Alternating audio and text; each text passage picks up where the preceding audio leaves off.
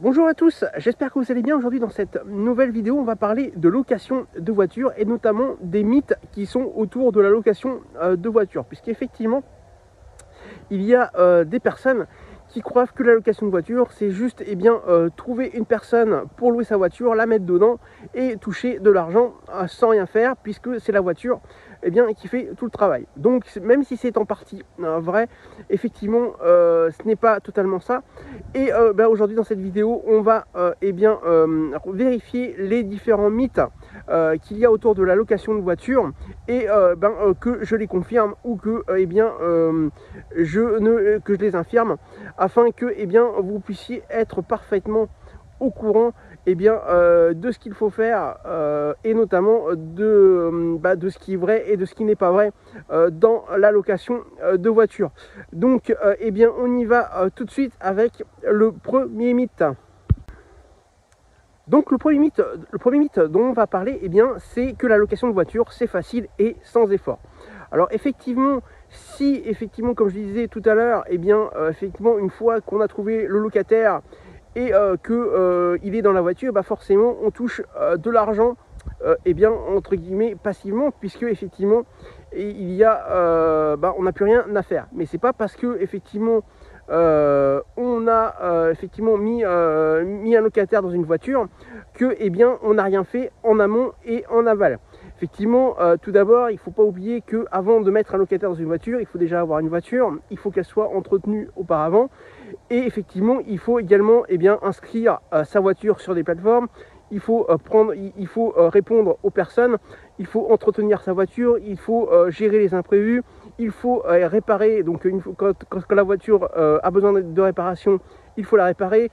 Il faut aussi gérer les dégradations, etc., etc. Donc vous voyez que la location de voiture, c'est pas forcément à 100% passif.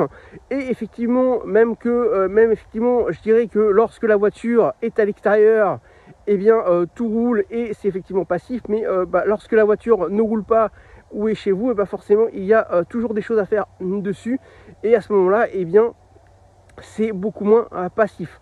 Donc effectivement voilà, ne croyez pas que la location de voiture c'est comme l'immobilier par exemple, que une fois qu'on a fait tout ce qu'il fallait à faire, effectivement il n'y a rien d'autre à faire. Effectivement, il y a toujours des choses à faire avec une voiture avant et après la location. Le deuxième mythe, c'est les locataires vont abîmer ma voiture. Effectivement, il y a aussi beaucoup de gens qui pensent que à chaque location, ma voiture va revenir avec des bosses et des dégradations et des choses cassées, et c'est moi qui vais devoir gérer les problèmes. Alors effectivement, c'est en partie vrai. Effectivement, il arrive que des locataires abîment effectivement la voiture. Bon, moi depuis 2017, vous pouvez imaginer que j'en ai vu aussi, voilà, parce que j'ai dû par exemple changer un pare-brise, un pare-choc ou des portières, mais effectivement ça n'arrive pas non plus tous les jours.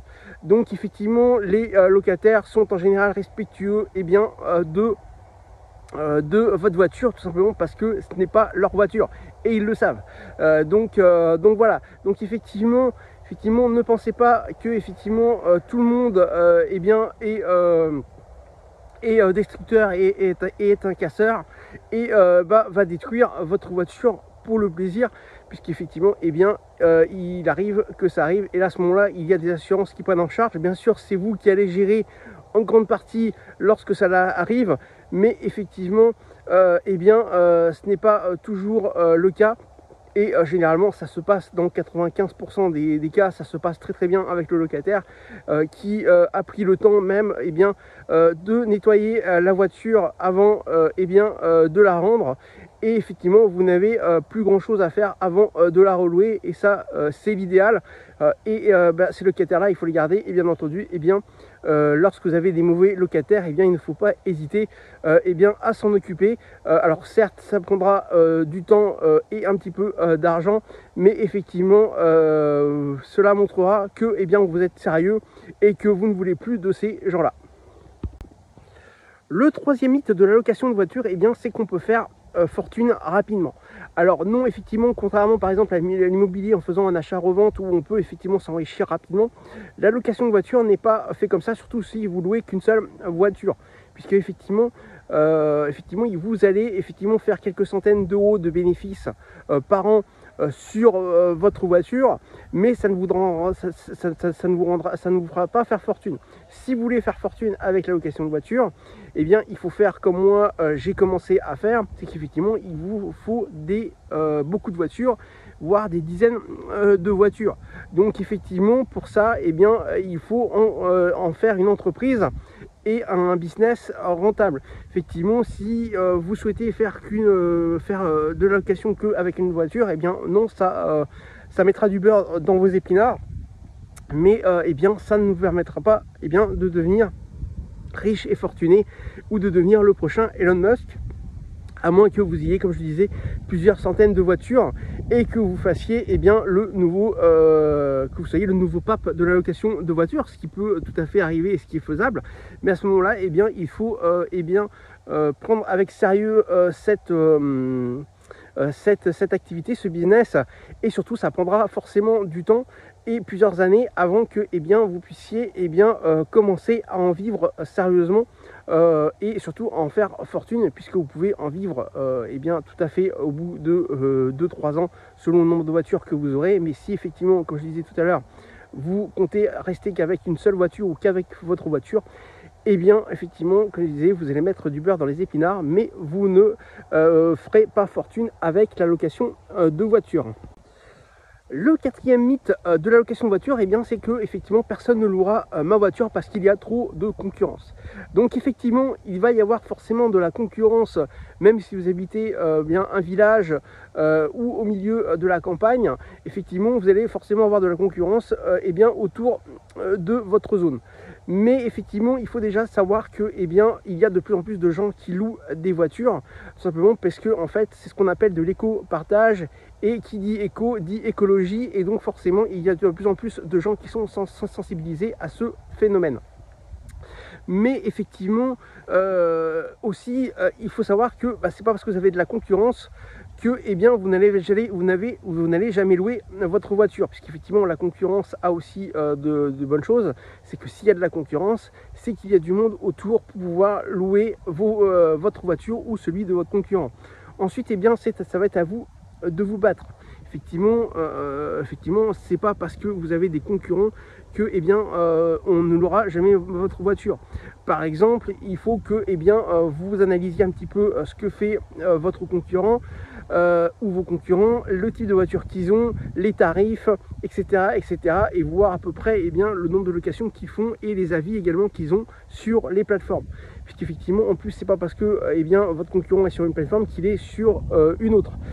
Donc effectivement, à ce moment-là, vous serez tout seul ou ça fera un concurrent de moins. Donc effectivement, il y a plein de choses et plein de critères à vérifier avant de dire qu'effectivement vous avez trop de concurrents et que votre voiture ne se louera jamais, puisque c'est un phénomène qui est faussé, puisque moi par exemple, si je peux vous donner une anecdote, effectivement quand j'ai commencé en 2017 la location de voiture, j'avais qu'un seul concurrent, et en fait au final je me suis vite rendu compte que son annonce sur la plateforme ne bougeait jamais et qui en fait était morte. Enfin voilà, c'était une annonce morte, c'est qu'effectivement il ne louait plus et qu'il avait juste laissé son annonce et qu'il l'avait laissé active et qu'il ne l'avait pas désactivée. Donc forcément vous pouvez voir qu'effectivement c'est pas parce que vous avez un concurrent ou une annonce que c'est forcément un concurrent. Donc c'est à vous de vérifier tout ça et c'est à vous de vous battre pour pouvoir faire votre place dans votre zone. Le cinquième mythe de la location de voiture, c'est que c'est trop compliqué à gérer. Alors non, ce n'est pas vrai, puisque effectivement, premièrement, il faut savoir qu'il y a des plateformes qui existent comme Getaround ou Turo, qui gèrent une grande partie et qui automatisent une grande partie de la location de voiture. Vous n'aurez pas, si vous passez par ces plateformes, vous n'aurez pas à gérer le paiement de la location. Ils vous verseront également là-dessus. Vous n'aurez pas à gérer l'assurance, puisqu'en cas de problème, il y a l'assurance tout risque de ces plateformes là qui prendra le relais, et à ce moment là vous serez quasiment sûr d'être indemnisé. Donc voilà, et il gère également, et bien voilà, vous aurez juste à remplir quelques informations sur la voiture et également gérer votre planning pour que vous puissiez commencer à faire des locations de voitures assez facilement, puisque c'est eux qui vont également s'occuper de faire une partie de votre promotion. Après, effectivement, si vous souhaitez faire de la location directe, là, effectivement, vous aurez, ce sera à vous de faire l'intégralité des choses. Mais là, à ce moment-là, ce qui est intéressant, c'est que, vous garderez la commission de la plateforme pour vous, puisque c'est vous à 100% qui louez votre voiture. Et ça, c'est quand même un gain d'argent. Mais également, vous aurez au fur et à mesure de plus en plus de gens qui vont venir vers vous pour la location directe, puisqu'ils vont aussi économiser de l'argent. Et ça, c'est plutôt pas mal. Donc il faut effectivement faire un peu tout. Donc effectivement, ça va être à vous de tout faire, mais vous allez voir au fil du temps. Au début, ça va être peut-être un petit peu long, parce que vous allez avoir pas mal de choses à gérer, et à ce moment-là, vous allez les gérer tout seul. Mais au fur et à mesure du temps, vous allez trouver votre organisation, et vous irez de plus en plus vite. Et sachant qu'en plus, comme je disais, vous aurez de plus en plus de monde via le bouche à oreille qui louera et qui fera des locations de plus en plus longues. Et donc, il sera tout à fait possible que votre voiture ou vos voitures soient louées pendant plusieurs mois d'affilée si vous ne les utilisez pas. Et à ce moment-là, vous n'aurez rien à faire pendant plusieurs mois. Et ça, c'est du temps de gagner, et c'est du revenu totalement passif. Donc voilà les 5 principaux mythes de la location de voiture. Donc j'espère que vous y voyez un petit peu plus clair si vous avez le projet de louer votre voiture ou d'en faire un business hyper rentable, ou d'en faire fortune, pourquoi pas. Également, j'espère que cette vidéo vous aura plu. Si elle vous a plu, n'hésitez pas à liker la vidéo avec le pouce levé afin de pousser l'algorithme de YouTube, afin qu'il puisse montrer cette vidéo à plusieurs autres personnes. Également, n'hésitez pas à me laisser un commentaire si vous avez des questions, ou si vous souhaitez m'encourager pour ces vidéos. Et également, n'hésitez pas à aller voir mon site sortirdursa.fr, où vous trouverez d'autres articles ou d'autres vidéos sur le sujet du business de location de voiture, ou des revenus passifs en général. Voilà, écoutez, je vous dis à très bientôt pour la prochaine vidéo.